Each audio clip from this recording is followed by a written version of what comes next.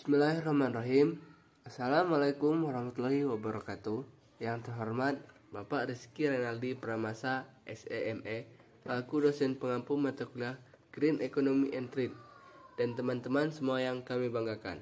Di sini kami dari kelompok 9 yang beranggotakan saya Rizwan Renaldi dan teman saya Silpi Irawati dan Tri Lestariza.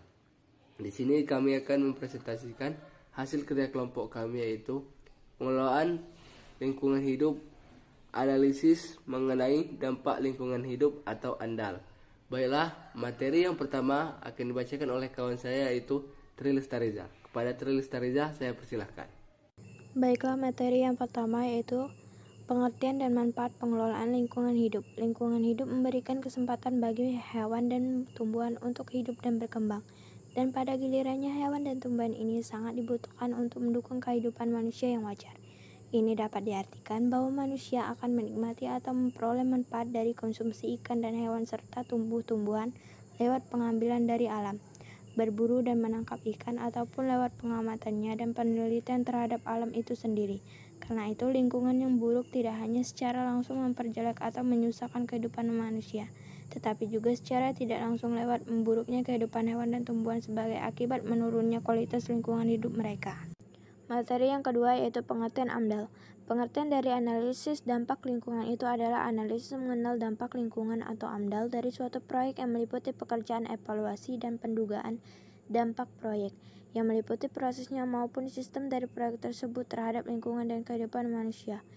Dalam pasal 1 ayat 10 Undang-Undang Lingkungan Hidup Nomor 4 Tahun 1982 dinyatakan bahwa analisis mengenal dampak lingkungan atau AMDAL adalah sebagai hasil studi mengenai dampak suatu kegiatan yang direncanakan terhadap lingkungan hidup.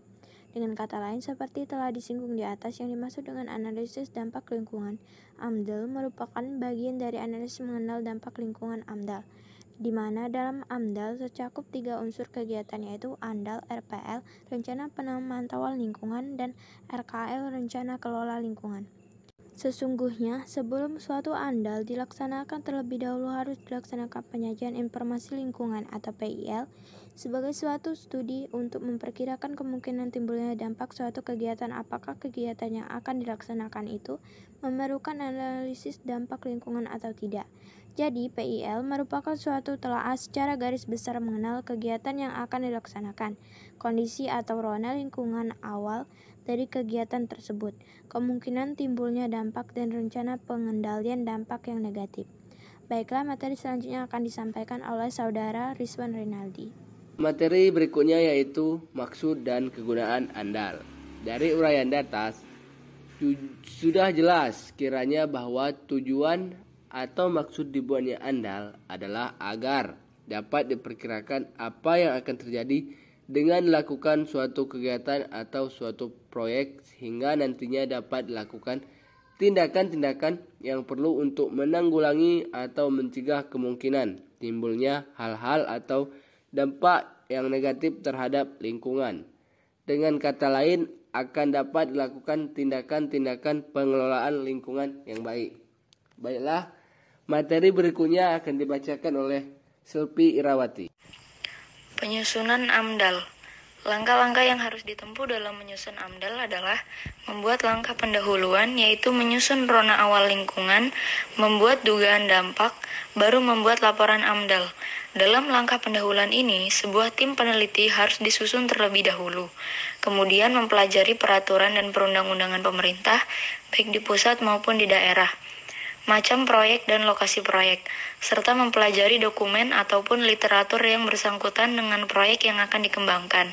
Selanjutnya, mengenal rona lingkungan awal yang dimaksud ialah memulai studi lapangan diikuti dengan analisis laboratorium. Dalam tahap ini, secara rinci akan dibuat metodologi AMDAL yang akan digunakan sesuai dengan proyeknya. Menetapkan lingkungan yang akan diteliti beserta ukuran-ukuran yang akan dipakai.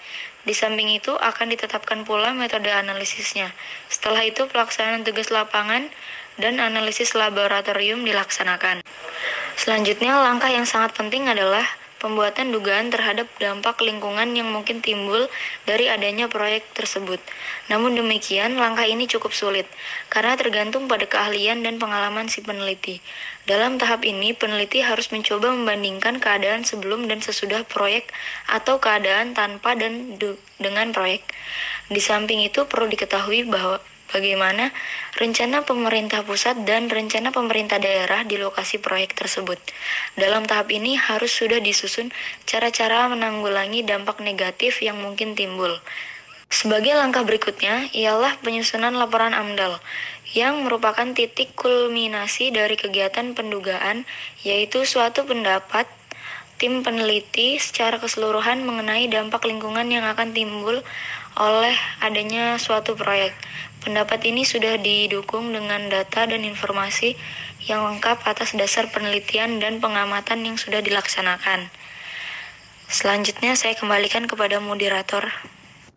Baiklah, itu saja presentasi dari kelompok kami. Apabila terdapat kesalahan baik kata maupun ucapan, kami mohon maaf. Kepada Allah kami mohon ampun. Wassalamualaikum warahmatullahi wabarakatuh.